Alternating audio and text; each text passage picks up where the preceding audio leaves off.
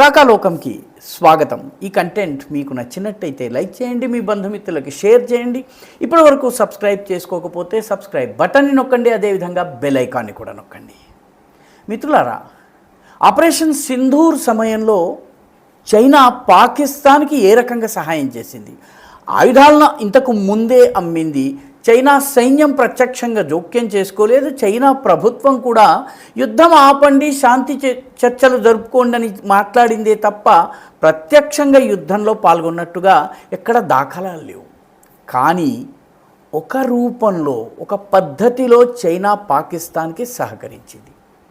చైనాకు సంబంధించినటువంటి satellite communication వ్యవస్థ ద్వారా, శాటిలైట్ ఇంటెలిజెన్స్ వ్యవస్థ ద్వారా భారతదేశానికి చెందినటువంటి రకరకాల అసెట్స్, మన రేడార్స్ కావచ్చును, మన ఎయిర్ డిఫెన్స్ సిస్టమ్ కావచ్చును, దీనికి సంబంధించినటువంటి సమాచారాన్ని పాకిస్తాన్కి ఇచ్చింది. దీనికి కన్ఫర్మేషన్, ఇది ఎలా రూఢి అయింది? పాకిస్తాన్ రక్షణ మంత్రి అయినటువంటి ఖాజా ఆసిఫ్ ఒక ఇంటర్వ్యూలో ఈ విషయాన్ని చెప్పారు. చైనా మాకు మొదటి నుంచి ఇంటెలిజెన్స్ షేరింగ్ చేస్తోంది. భారత్ విషయంలో భారతదేశపు పశ్చిమ సరిహద్దు ఏదైతే ఉందో ఆ సరిహద్దు ప్రాంతానికి సంబంధించిన సమాచారాన్ని మాకు చైనా శాటిలైట్ కమ్యూనికేషన్ ద్వారా, మిలిటరీ ఇంటెలిజెన్స్ శాటిలైట్స్ ఏవైతే ఉన్నాయో వాటి ద్వారా ఇస్తూ వచ్చింది. ఈసారి ఆపరేషన్ సింధూర్ సమయంలో కూడా ఇచ్చింది అని చెప్పి అన్నారు.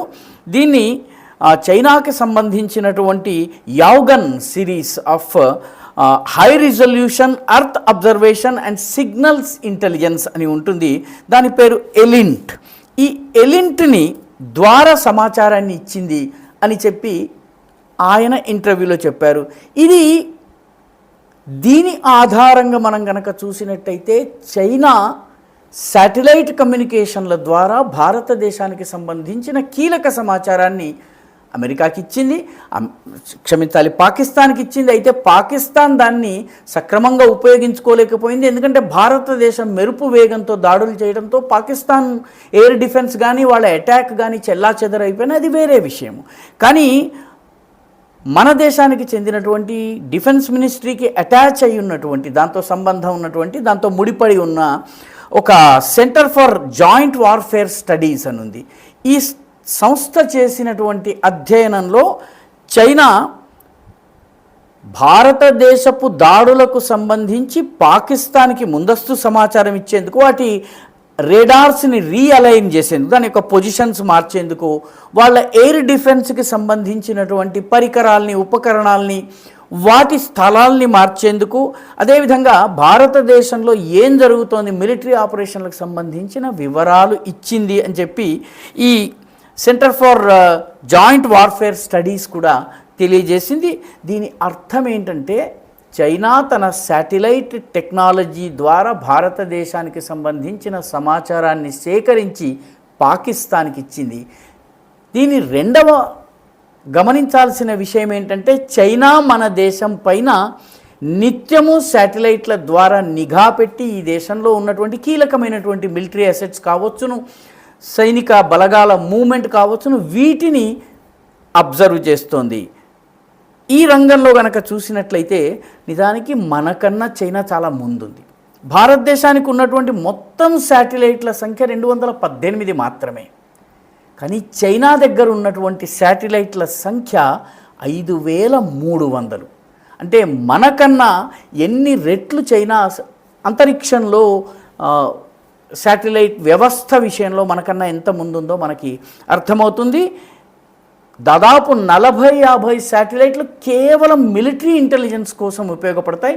ఇండో పసిఫిక్లో, తైవాన్ చుట్టుపక్కల, అమెరికా మూవ్మెంట్స్, అదేవిధంగా ఫిలిప్పీన్స్, వియత్నాం, ఈ దేశాల మూవ్మెంట్, బ్రూనై, ఇటువంటి దేశాలు, వీటి మూవ్మెంట్, ఇండోనేషియాలో మలక్కా స్ట్రైట్లో ఏం జరుగుతుందో, అదేవిధంగా భారతదేశంలోని ఈశాన్య ప్రాంతము, వెస్టర్న్ సరిహద్దు లద్దాఖ్ ప్రాంతము, వీటిపైన నిఘా వేసి ఉంచుతున్న ఈ 50-60 ఇవి ముఖ్యంగా చైనాకి సంబంధించినటువంటి satellite, geostationary satellites, surveillance satellites ఇవి. వీటి ద్వారా నిరంతరము దృష్టి పెట్టవచ్చు, స్పష్టమైనటువంటి ఇమేజెస్ పొందవచ్చును. కాబట్టి ఖచ్చితమైన సమాచారాన్ని పొందవచ్చు. ఈ రంగంలో మన దేశము మనకు సంబంధించినటువంటి శాటిలైట్స్ ఏవైతే ఉన్నాయో ఇవన్నీ కూడాను చిన్నవి ఎర్త్ అబ్జర్వేషన్ శాటిలైట్స్ మాత్రమే. రాడార్ ఇమేజింగ్ చేస్తాయి. అదేవిధంగా ఎలక్ట్రానిక్ ఇంటెలిజెన్స్ కలెక్ట్ చేస్తుంటాయి. అంత మటుకు మాత్రమే మనం చేస్తూ ఉంటాము.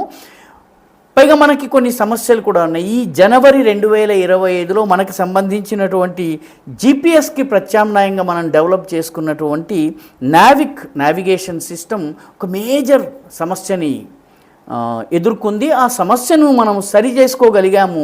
ఆ సరి చేసుకున్న కారణంగానే ఆపరేషన్ సింధూర్ సమయంలో మనం పాకిస్తాన్ని చావుదెబ్బ కొట్టగలిగాము.